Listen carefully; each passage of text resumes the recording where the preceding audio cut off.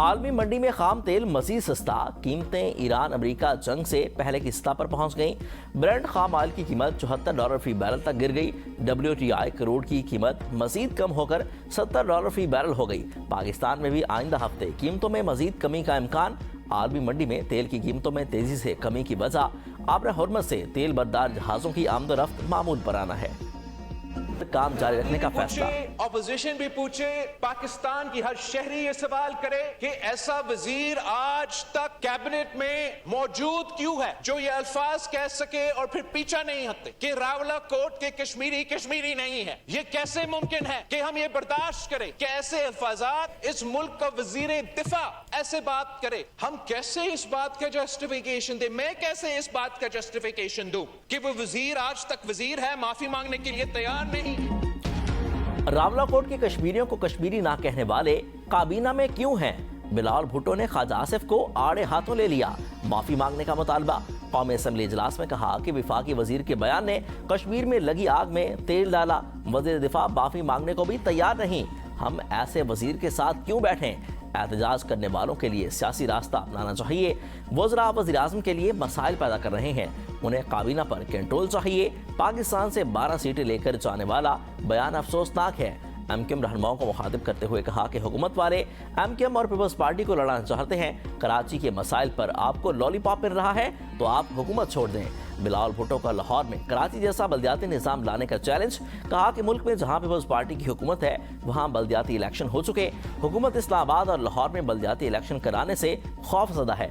बिलावल भुट्टो का गिलगित बल्तिस्तान में 90 दिन के अंदर बल्दियाती इलेक्शन कराने का ऐलान। मीडिया से गुफ्तगू में कहा कि पीपल्स पार्टी ने कभी भी इंतखाबात मुलतवी करने की बात नहीं की और ना ही पार्टी कश्मीर में पहले इलेक्शन मुलतवी करवाना चाहती थी और ना आज चाहती है।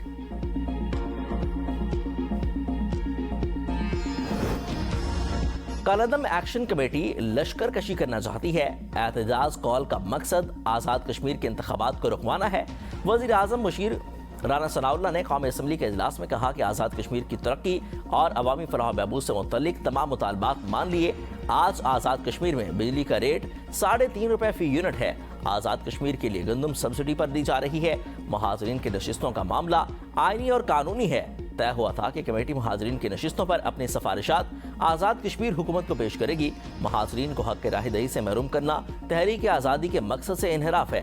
वफाकी वजीर तारिक फजल चौधरी ने कहा कि हुकूमत को ब्लैकमेल करके बात मनवानी है तो ऐसा नहीं होगा। हम मुज़ाकरात चाहते हैं। कालादम ज्वाइंट अवामी एक्शन कमेटी की वजह से ऐसा नहीं हुआ।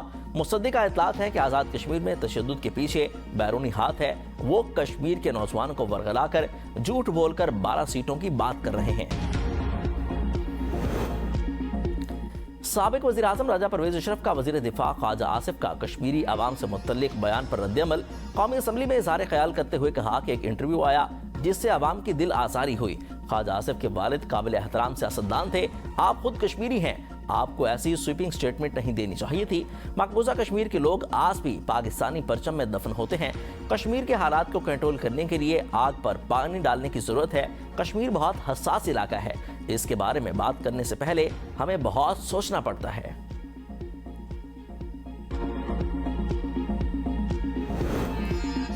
बर्थ सर्टिफिकेट के साथ कोई कश्मीरी या पाकिस्तानी नहीं बनता। कश्मीर से मुतल्लिक दिए गए बयान पर कायम हूँ, माफी नहीं मांगूंगा। वज़ीर दिफा ख्वाजा आसिफ का कौमी असम्बली में इजहार ख्याल।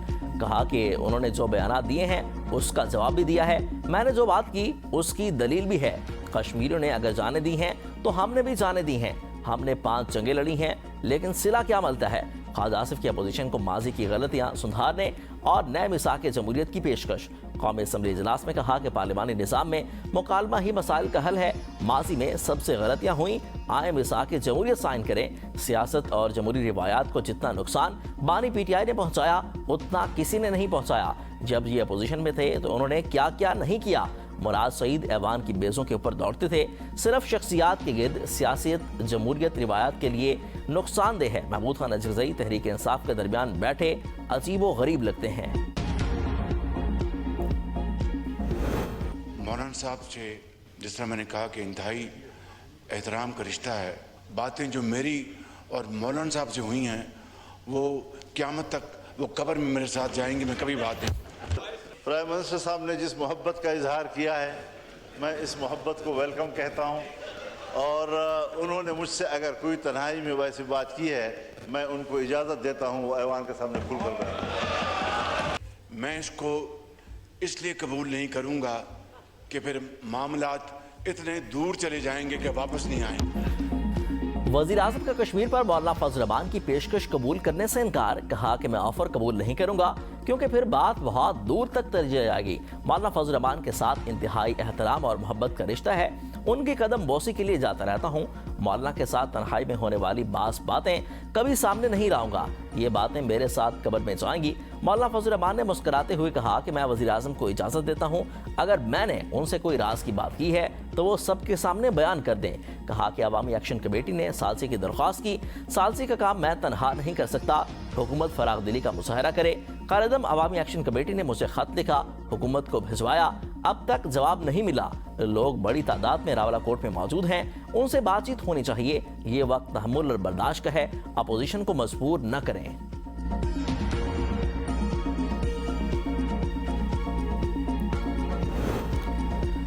बिलावल भुट्टो ने कहा कि गिलगित बल्तिस्तान में नून लीग की 3 सीटें थीं, हमने मान लिया।